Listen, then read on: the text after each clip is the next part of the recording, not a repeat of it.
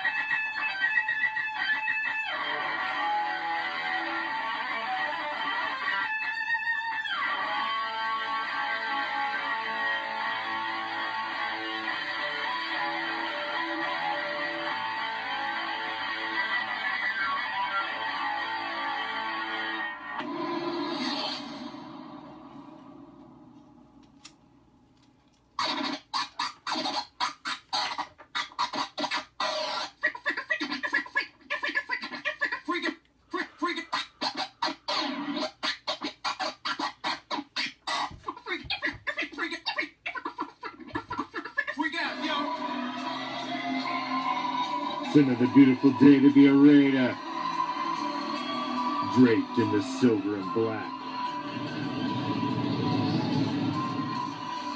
I represent the shield, and I represent the swords. It's that time of night again, Raider Nation, and you come back. Why? Because it's time. It's time to bring the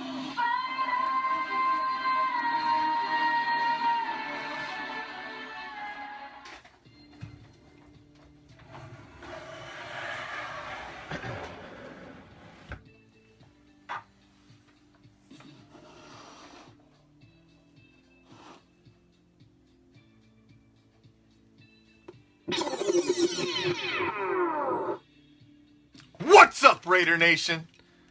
I am the Commish, coming to you live, as always, from Hardcore Challenge Live Studios.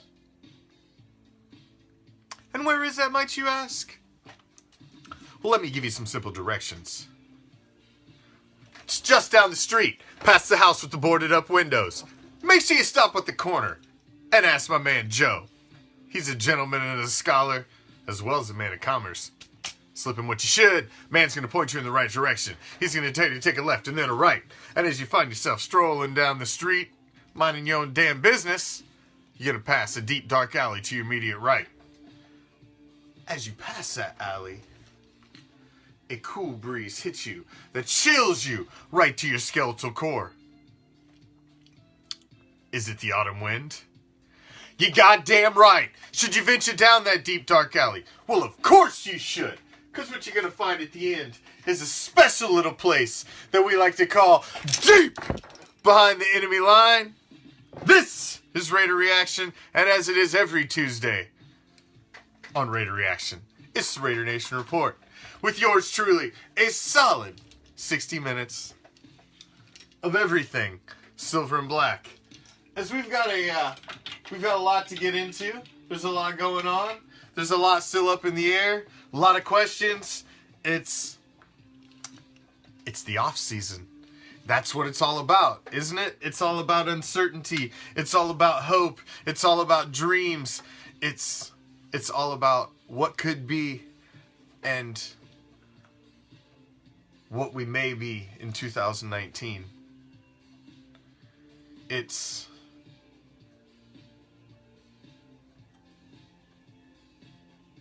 untapped. Everybody's 0-0. It's one of my favorite time of the years. Really, really is, because it's all new. There's nothing but hope right now. It's a team that you get to put all together. You get to take new pieces and add to the puzzle, and you get to change coaching staffs and you change your schemes a little here and there to fit players. And it's in what the NFL is now through the free agency market, the draft, the talent that there is out there. You can literally rebuild a team and go from pretender to contender in one season. It can happen. There is a team that does it every goddamn year. Somebody does it every year. So to say it can't happen, incorrect. It can happen. It happens to somebody every year. And every year, somebody from the top falls to the fucking bottom. Every year. Happens to one team. Every year. The NFL is a cycle. Currently, the fucking Cheatriots have breaking that cycle, but mark my words. The NFL is a cycle. Nobody stays up and nobody stays down. At some times,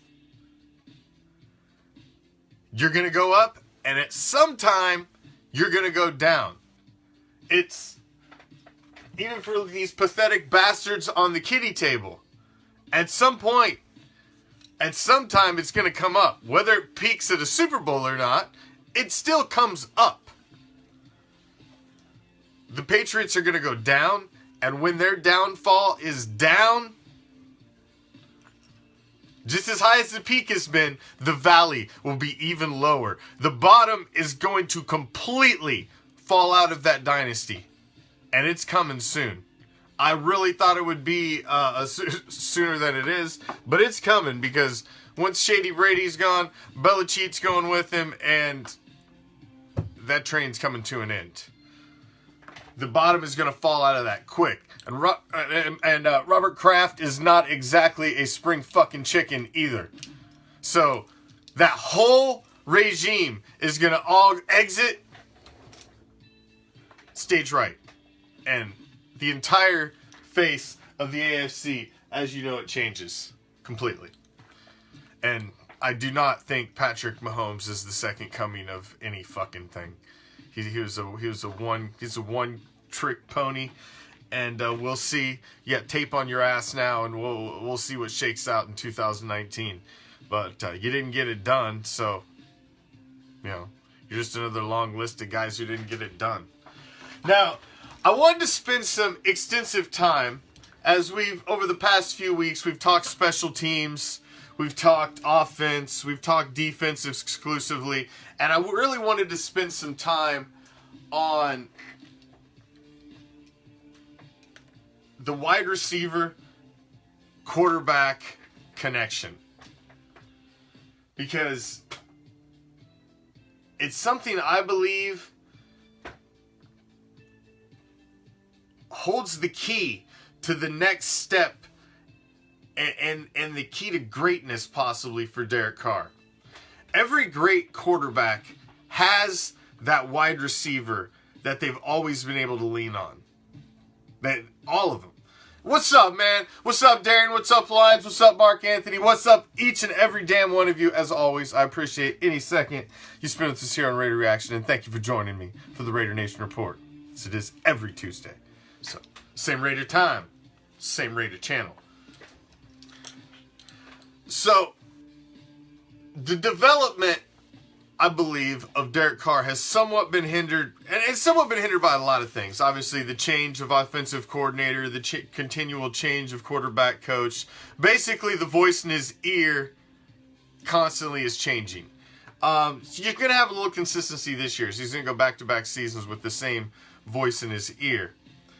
But he's never had that number one wide receiver that he's ever really been able to lean on. Coop and Crab combined were kind of a number one wide receiver. Crabtree was always kind of on the verge of being a number one wide receiver. Cooper was always supposed to be a number one wide receiver, but neither one really were. They weren't really that guy that at any time in the game you could go to. And that you built that rapport with, that you've seen out of the greats. So I really think it is paramount, it is key, it is huge to the development and the future of Derek Carr as the Oakland Raiders quarterback, or Las Vegas Raiders, or whatever the hell we are this year. We'll get into that later. It's some other big topic I wanted to hit on. Which we all got an opinion on that one. But I think that this draft right here, or what you do in this offseason, sets the course for Derek Carr in the silver and black. You are either going to do one of a few things. You're going to go out and you're going to draft with one of your top picks. I say if you're going wide receiver, you got to go with your first pick in the first round. If that's what you think you're doing. And you're trying to find this young, dynamic, stud beast of a wide receiver to pair with your franchise quarterback for his next, 4 to 5 years? 3, 4, 5 years. You got that. Or you dip to free agency and you look for a veteran wide receiver to come in and stick with him and help set his course for the next 2 years. And you look for immediate gratification, and maybe you try to find maybe a late first round wide receiver, or grab a second round talent at wide receiver in the draft to add in with them, and maybe get a little lesser talent free agent. But I think you've either got to grab a top flight rookie, or you have to grab one of the top flight veteran free agents out there. I think you either have to have a bullseye set on one or the other. Because I think getting the guy, Derek Carr needs that number one. He needs the number one. And when you're looking at free agents, let's start there first. Let's look at what's out there in free agency. Because I don't know if it was the last Raider Nation Report or possibly the one before that. And I had talked about Larry Fitzgerald. He was the one guy that I saw on the free agent list that I thought would be the kind of veteran you would want to bring in as a mentor to work, but you know, they obviously thought the same fucking thing because they kept his ass. Oh, we'll get to that, Kurt. That's a whole nother show, my man. Come on. We got months to fill. We're gonna get to that. Because running back's a whole nother, Jesus God. We could talk forever on running back.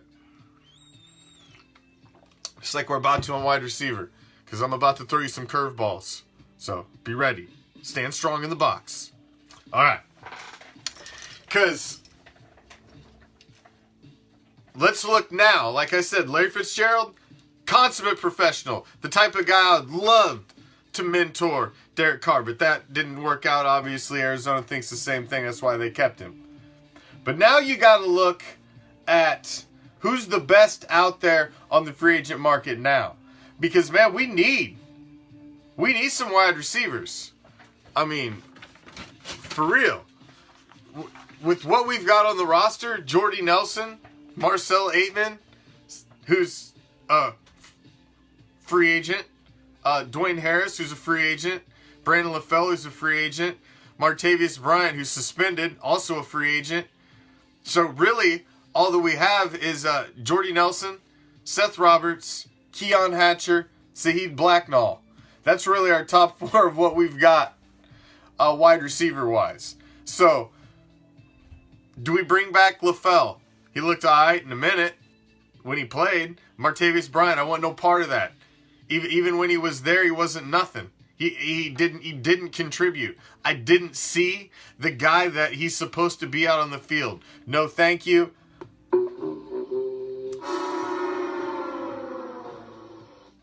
I don't want Martavius Bryant back on the team. Marcel Aitman, I'm still curious about. So I would like to see them bring him back, and let's keep it rolling. I would like to see that. Jordy, I like that. And Cook, I think, is paramount as well. I kind of figure Cook in with your wide receivers because he's like that Todd Christensen, that hybrid type tight end. He's used in a wide receiver type capacity, and the bringing back of Jared Cook is huge because you did start to see that little bit of security. It was really Carr and Cook is where you had it this season. He didn't have that number 1 wide receiver. He was leaning on Cook. What up, Jukebox? What up, Russ? He was really leaning on...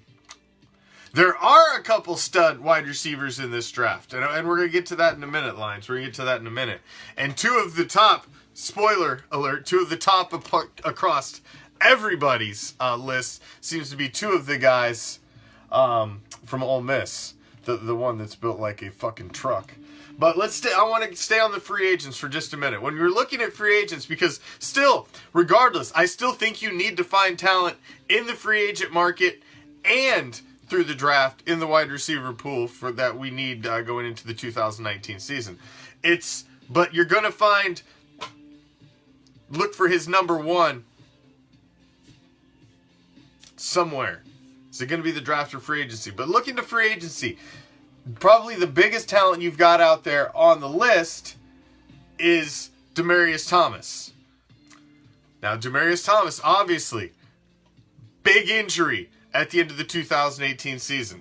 So that's his big question mark. He's 31 years old. He didn't have a great season this past season.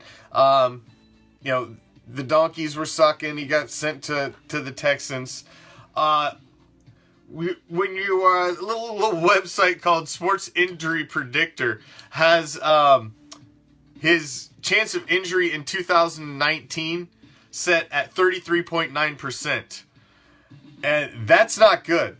They're giving him a 1/3 chance of injury in 2019.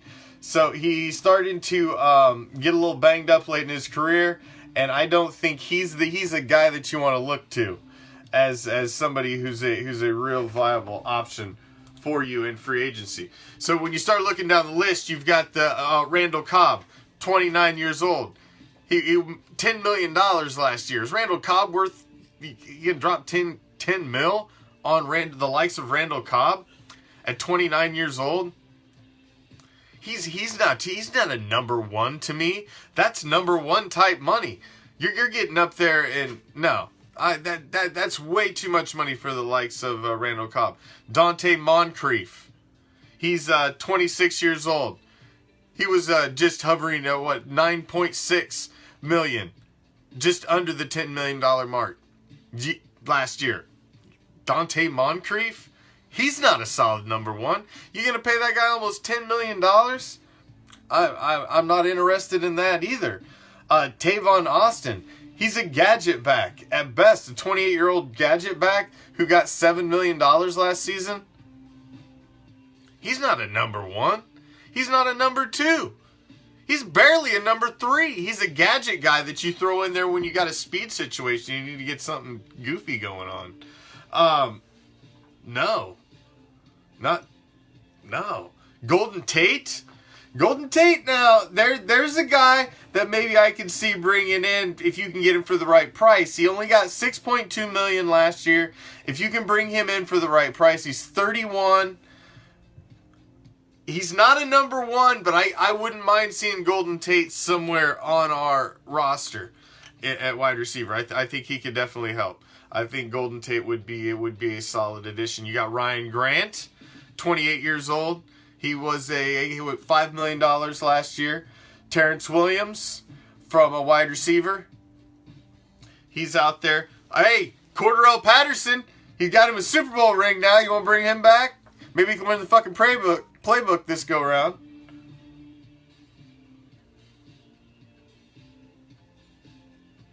Maybe. Who knows? Who knows? Got Chris Hogan, wide receiver, 30 years old. Only was getting $4 million last year. Chris Hogan's another name that I'd throw on the back burner. He's a guy that he's obviously played in a complicated system in New England. He's a good system wide receiver. Possible. Possible. It's possible. He's another one that I would throw on there. As you've got Cole Beasley from Dallas. He's out there as well. Tyrell Williams from the Chargers. I think somebody else had already mentioned him up there. So there are some guys. There is some talent. No, and who's ever messaging the page about getting in the Madden League? No, it's closed.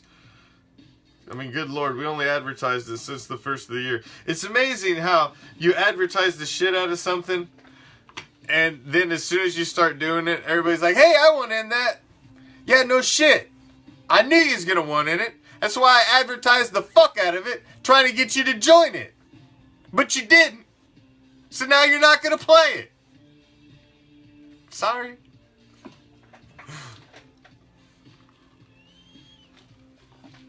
God damn it. Now we're rolling with who we're rolling. But I'll tell you what, I'm not doing so hot, man. I'm already 0-2 in the Madden Challenge. I'm not happy about it. Fucking Amir Abdullah fucking ripped me a new ass last night, and it wasn't good. Wasn't good. Not happy about it.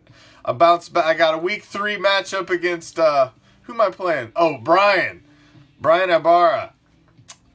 He's one of the owners in the Madden Challenge. He got stuck with the Dolphins in the live draw, and I got him next Monday. This coming Monday on Madden Monday. Yeah, right here live. Madden Monday. Oh, I got you coming later too, Ray. You're on my roster. You're on my schedule too. Got you coming too, Ray. I'm gonna keep that losing streak going for you.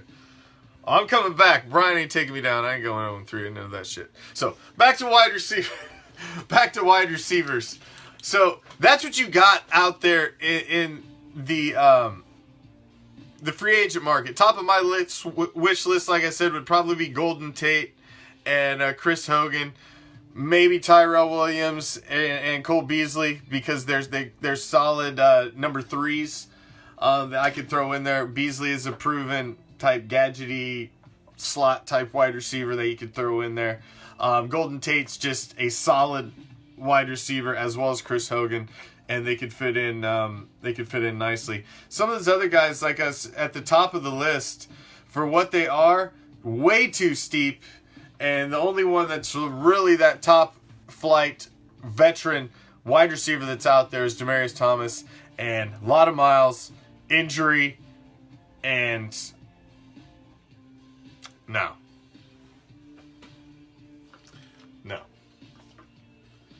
Just no. Dante Moncrief, Randall Cobb, Pierre Garçon, Tavon Austin. I can't see giving any of those guys that $8 million plus money. I just can't. I can't. No way. The only one I could start to entertain $6 to $7 million is Golden Tate, because he's proven. I want somebody proven to come in with Derek Carr this season. Now that leaves you to starting to look towards the draft. If you don't think you're going to find that stud wide receiver in free agency to be that guy for Derek Carr. So you start to look towards the draft. And two of the names that you're seeing atop of a lot of people's wide receivers list are the two wide receivers from Ole Miss. That's A.J. Brown and DK Metcalf. These guys just have the build and the physique, the speed, the strength, the size, everything to just look like your prototypical NFL wide receiver. And if you haven't seen a recent picture of DK Metcalf, Google that dude's name and take a peek at that guy. He's built like a freaking brick shithouse. He is enormous. I don't think I've ever seen a wide receiver that looked that jacked. He even looks like a jacked T.O. Lines. T.O. was cut, but this dude's just, he's fucking built. This guy looks like a linebacker defensive end. He's a big dude for a freaking wide receiver. And if that dude can have consistent hands in the NFL, he's going to make some fucking safeties and cornerbacks rethink shit as he comes across the middle. Yeah, you're gonna rethink your position on coming in and trying to light that guy up. You see him coming across the middle, that dude's gonna put a fucking hurting on somebody. That's for goddamn sure. So you've got them. There's some. Oh my goddamn. I tell you what, I've been having the worst technical difficulties lately. You've got the guy from Ohio State. You've got Marquise Brown from Oklahoma, who a lot of people have think he should be the top wide receiver. He's a guy who's a little slight on size for me, 5'11", the 160 range. He's a little slight for me. I kind of want that more prototypical big body type, fast. I like the guys from Ole Miss. I think one of those guys may fit in well. DK Metcalf. I don't know if it's just because he doesn't fit what I expect to see out of a wide receiver. Is if that's why I'm reserved at being completely on board with that guy, and that may be part of it because he doesn't look like what I expect in NFL. The dude's just too jacked for me. And usually dudes that are just that jacked, I don't know, man. I don't know. They seem to break a lot. And that concerns me at wide receiver. I don't know. I don't know. Or the dude is just an absolute freak. And he's just going to be the next greatest thing since sliced bread. I don't know. But I think it's important that you find that guy. You find the Rice to go with Montana. You find the guy, you find that guy to go with Derek Carr that can help take him to that next level. That guy that he can lean on. That number one. I think you got to get him. You got to get him in free agency. And I don't see the guy there in free agency. I see talent in free agency that we need to stick on our wide receiver core. But I think you really got to take that number one pick that we have, our first round pick, and go for it in the draft. So there's free agency. There's draft. Number 3. And you guys have been throwing it up there. Antonio Brown. He met with Rooney. They both agreed. Yes. This has run its course. It's time for you to go. So they're going to deal him. They're going to deal him. I don't want him. I don't want him. But, and this is a big but, I've seen the story. You've all heard my theory of the story. I've seen the story. And there's a thing to be said for a man who wants to prove everybody wrong. A man with an ego like Antonio Brown. There is this possibility and the story that could be written for a man who wants to prove everybody wrong. And he comes in with the kind of attitude and fire and gives you this amazing season. Because he has the talent. He has the talent. Look at what he did last season. The guy got 15 touchdowns in a season when he didn't get along with the head coach or the fucking quarterback.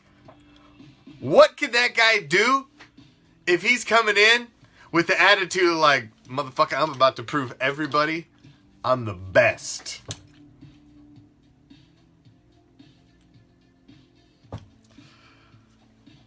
There's where I kind of get, I could maybe talk myself into the Brown deal. But then I look back, he's a me guy. He's not that, I go against everything I've just said through the whole first half of this show about you need a guy to stick with Derek Carr to help him grow to the next level. And I don't know if Antonio Brown's that guy that you want to stick with your quarterback to get him to that next level. So that's where I'm at with him. Now, in the past week or so, since we talked wide receivers last time, I've heard this crazy trade scenario that's been popping up everywhere about Odell Beckham Jr., about us going and trading to get Odell Beckham Jr. to pair with Derek Carr. What do you think of that? Because this just keeps popping up constantly. Odell trading to go, if you're going to trade to go get Antonio Brown from the Steelers, fuck, why not? Why would a trade for Odell Beckham Jr. be off the table if the Giants are willing to deal him to an AFC team? Why? You can't say that it is. If they're willing to discuss it and talk, if we've got the picks that they want or what they want in return, what do you think about pairing Derek Carr with Odell Beckham Jr. as your wide receiver quarterback combo for the future? Possibility. T.Y. Hilton, that's an interesting name, Kurt. That is an interesting name. T.Y. Hilton's a talented dude. He's small though. He's not my number one. He's not my number one that I want to see them grow with. Well, they're not gonna send him to New England. They got a thing against New England there, Jukebox. They got a thing against New England, so there was no way they were gonna send him there. But send him to the Raiders is a different kind of story because the Raiders have the magic beans to send back in return. When you've got magic beans like John Gruden has accumulated, give me your magic beans.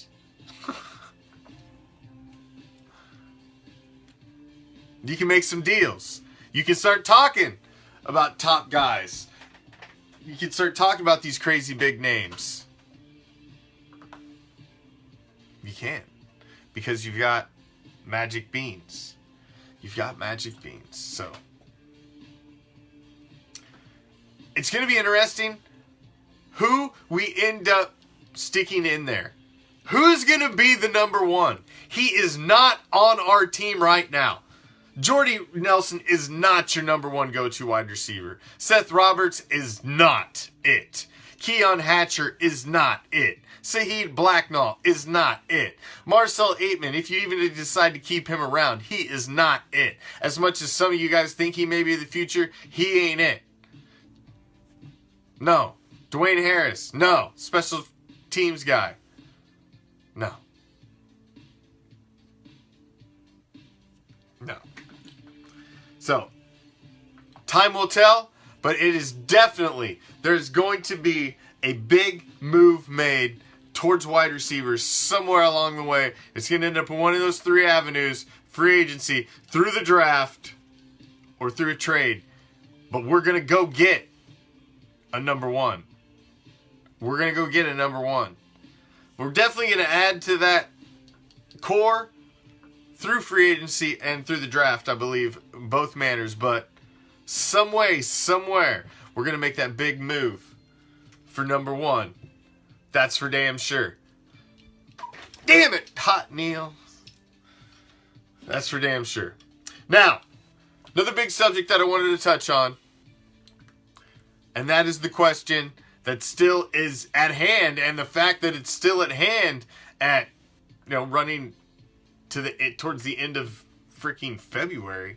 The fact it's still at hand. Where do we play in 2019? The fact that question is still lingering, it's painful. Painful.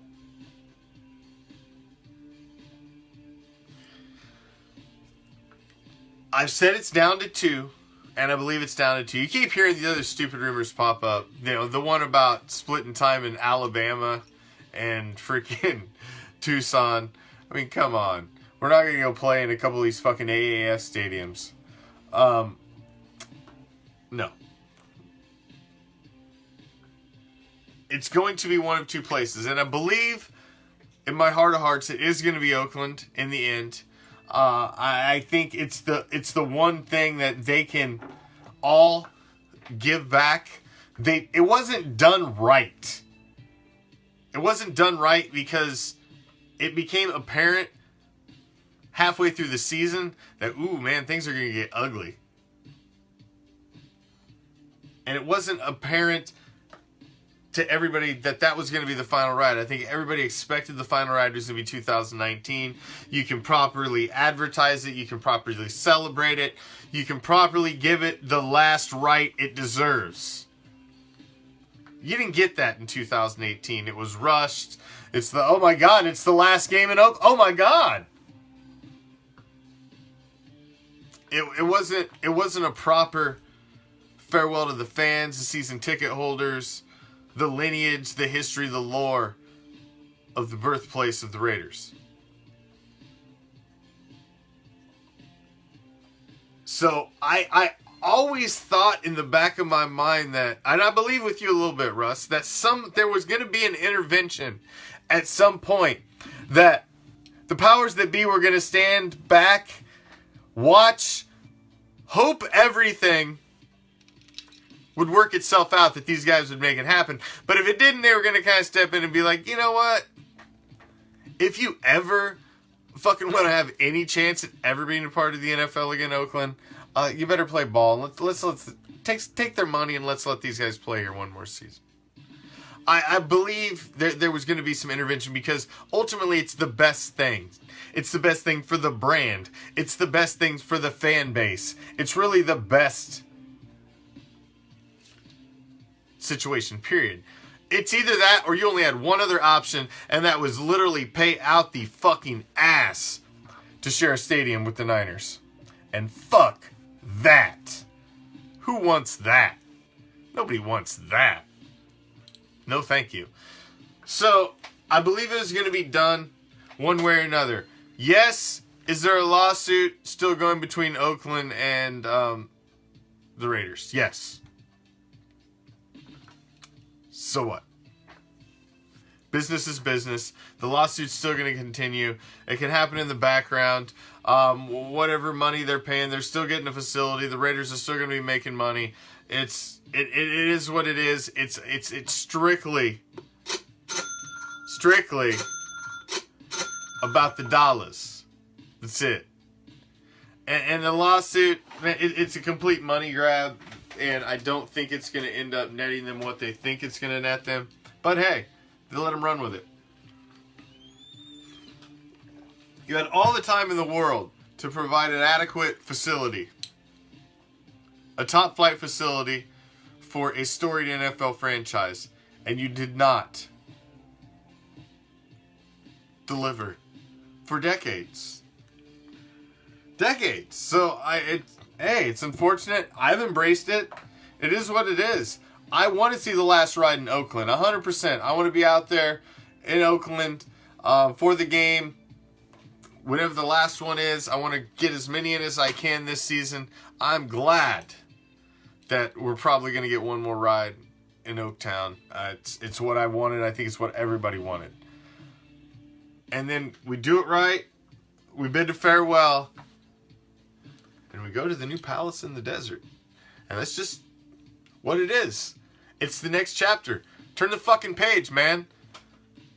It's like Bob Seger said. Turn the page.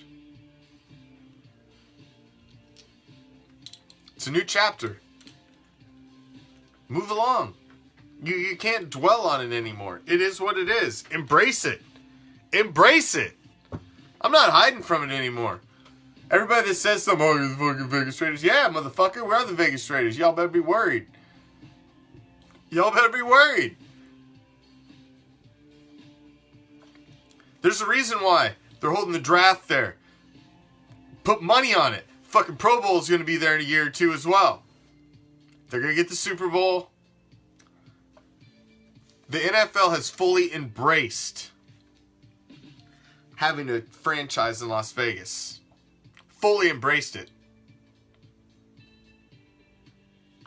And they're John Gruden, Mark Davis, they're lining everything up for a run when they get to Vegas. They're lining it up, man. This is a long-term plan, and they're looking to put a dynasty together. Whether they pull it off, whether we agree with how they get from point A to point B, because I sure the fuck don't agree with some of the ways they've done it, but we'll see. We'll see. That's the plan, though. But I'm telling you, if you make the right moves in the NFL, you can flip the script in a year now. You can flip it in a year. And there's a damn good possibility that if the right moves are made, you can make some big changes this year. I like what I see at some of the places on defense and some of the young guys. I like the majority of our offense. We've got to fix our wide receiver core. We got to find that number one running back. If you stay in Oakland, I say you give them 1 year look at beast mode, but that's a conversation for another day. I say beast mode. Fuck it. We get conversation for now. I say, if you're staying in Oakland, you look at Marshawn Lynch for one more season. If he's fresh, he's got the legs, and he's willing to give it one more shot, I give him one more shot. I try to bring in some young talent to put behind him, see what Chris Warren III has in him, and we'll go. Although Chris Warren III sounds like he's got a lot of fucking cheeseburgers in his ass because he's pushing about 270 something at last check.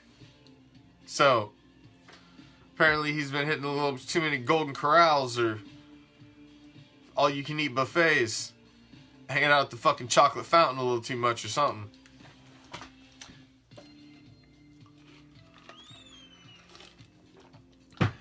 We don't need no 270-pound running back. This ain't no fucking Ironhead Hayward shit.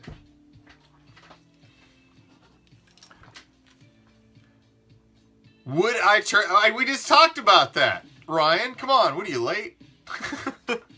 Would I trade for him? I don't know if I ever answered that actual question, though, if I would trade for him. I don't think he's really the guy. He's too much of a head case for me. He's really too much of a head case for me. I don't think he's even more of a head case than Antonio Brown. I just can't count. He's really a me guy as well. And God, I want somebody that can be more of a connection. And I'm just giving you hell, Ryan. It's, no. I'm not really on board with that. I'm really not on board with it. I kind of look at it I would honestly lean more towards, if I had to pick between the two, Odell Beckham Jr. or Antonio Brown, I would probably go with Antonio Brown. Antonio Brown, to me, is more proven. He really is. He's been more proven. He's more consistent. He's been more he's been healthier as a whole.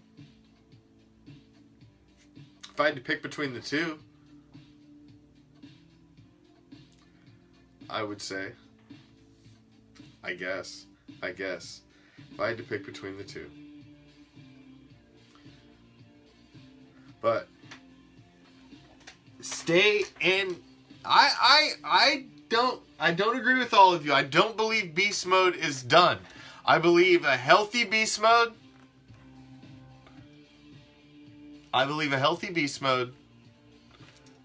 One more year. The right scheme. Good line in front of him. I think beast mode just put it on the shelf last year because the season was going down the toilet. Why put any miles on him at all? Just rest him, let him get healthy. There's no reason for him to come back. And what that season was becoming, everybody's seen it coming. No reason for him to come back. So I believe he was shelved for health. And to save him for a possibility to be used in this season. So we'll see. You haven't heard a lot of noise. JD, we talked about him last time when a couple shows ago when we spent the whole show on offense. And Tevin Coleman's at the top of my list of free agents that I would like to see brought in. Tevin Coleman proved this year that when he's given the opportunity, he can be a solid number one. When Devontae Freeman went down. Then when Freeman came back, they just pushed Coleman aside.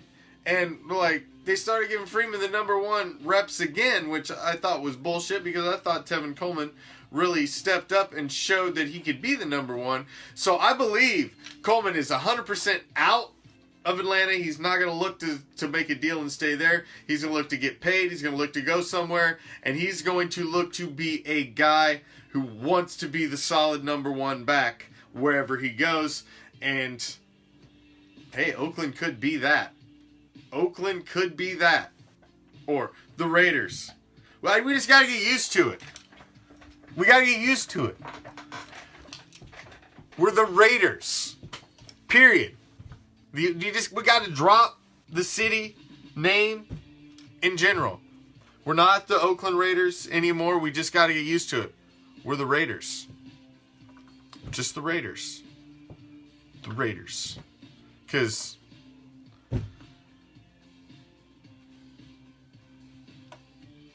this year's transitional. Next year we got a new zip code. We're just the Raiders. That's what the logo says anyway. It doesn't say it. It doesn't say anything. It says Raiders. We're just the Raiders. That's all we need to be.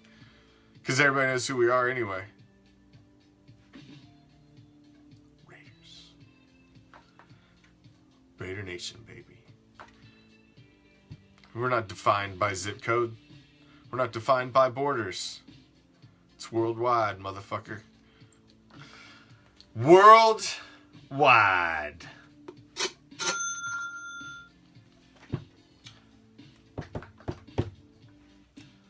One more year for beast mode. I want one more year for beast mode. I really do. I really, really do. But I'm not sold as much as everybody else on Chris Warren III, who got a big stiffy after he had the great stats in preseason last year. Like I said, he's doesn't look like he's in top physical shape. He's ballooned up. Is he going to be ready for the rigors of camp when he gets there? We'll see. We'll see. I don't believe it's so. I don't believe it's so. If you haven't yet, you should. Make sure you click on the group tab on the Raider Reaction Facebook page and come to the dark side. We've been expecting you. Join the official group of Raider Reaction, the Raider Reaction Empire. Come to the dark side. It's not one of those groups where you go click to, and try to join and, we send you a list of questions that you have to answer. And then, the last thing is make sure you read our list of rules and you have to follow them all. No, it's not. No. It's real. It's raw. It's uncensored. So make sure you check it out and jump on over there. But let me wrap up the show. the special little segment that I like to wrap up every show with. A little thing that I like to call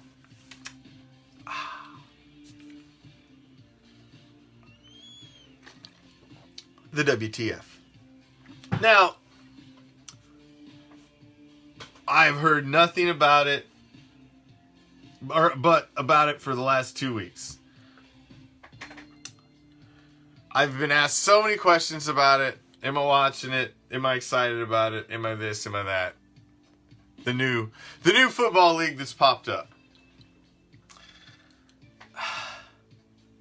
It mildly entertains me. I watched a little bit of the game. Was there a game on Sunday night?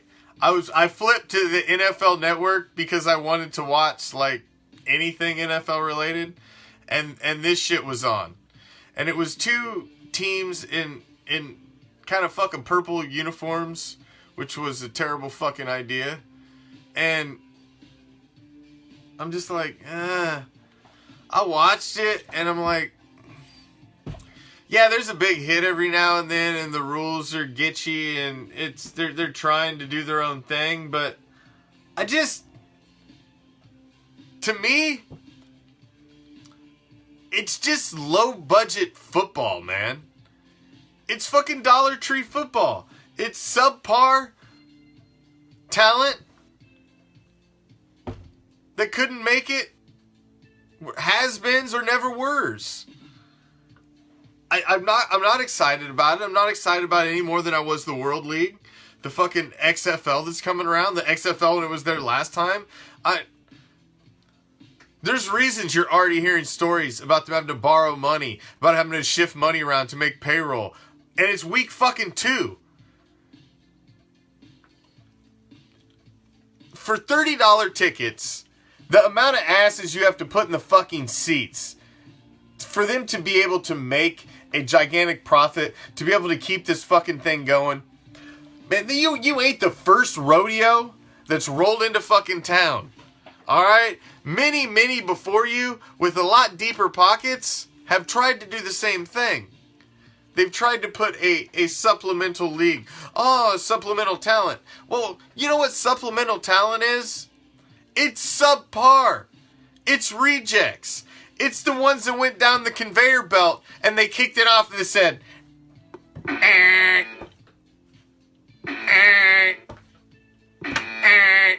That's what the fucking league's full of. It's all the players that were on the NFL conveyor belt trying to make it to the big dance.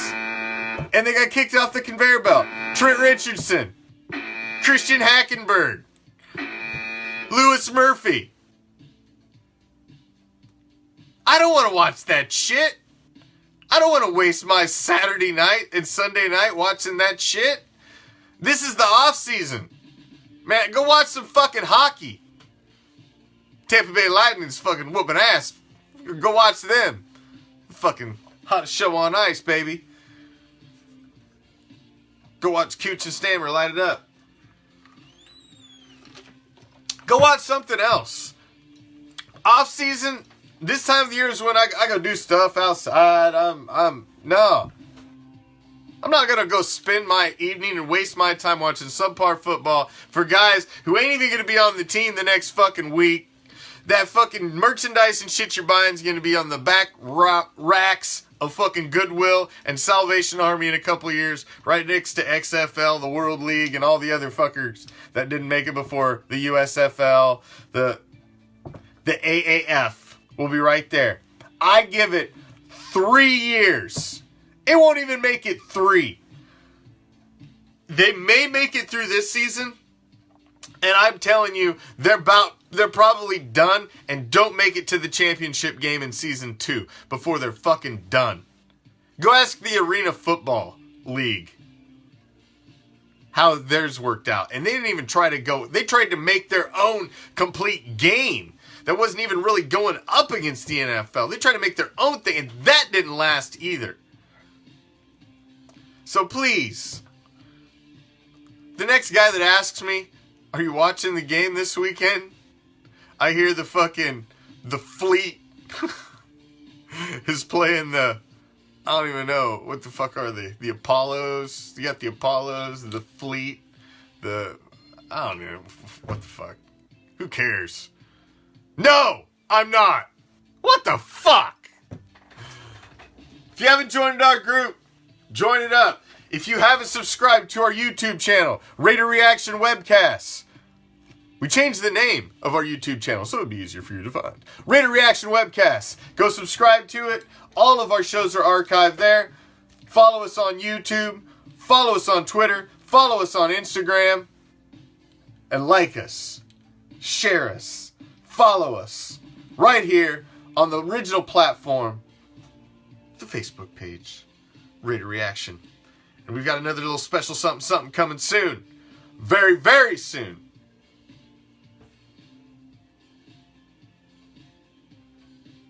Very, very soon. So stay tuned. Stay tuned. Tomorrow night, you just wait. I'm not sure what we're doing tomorrow night yet. Maybe a surprise. Thursday we'll be back for sure with Throwback Thursday, and then Friday, Black Friday. I thank you all for joining me. As always, each and every one of you, our band of pirates, we always appreciate anytime you stop in and spend with us here on RAIDER ReACTION. New and old, our band of pirates. Without you, we would be nothing. And I 100% mean that. We do have a Reaction Shop raffle that's going to be coming up before the end of the month to give you guys a chance for some cheap $1 raffle tickets to get your hand on some swag. And we got some new stuff coming out very, very soon. Got a couple new shirts.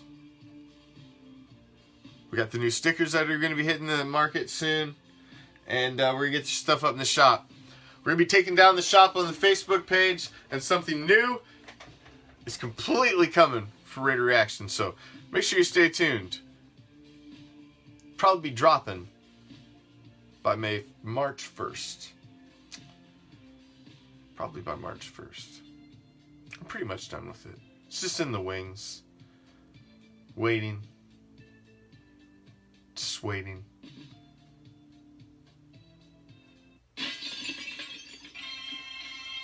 Thanks for joining me. I'm out. Peace. Love.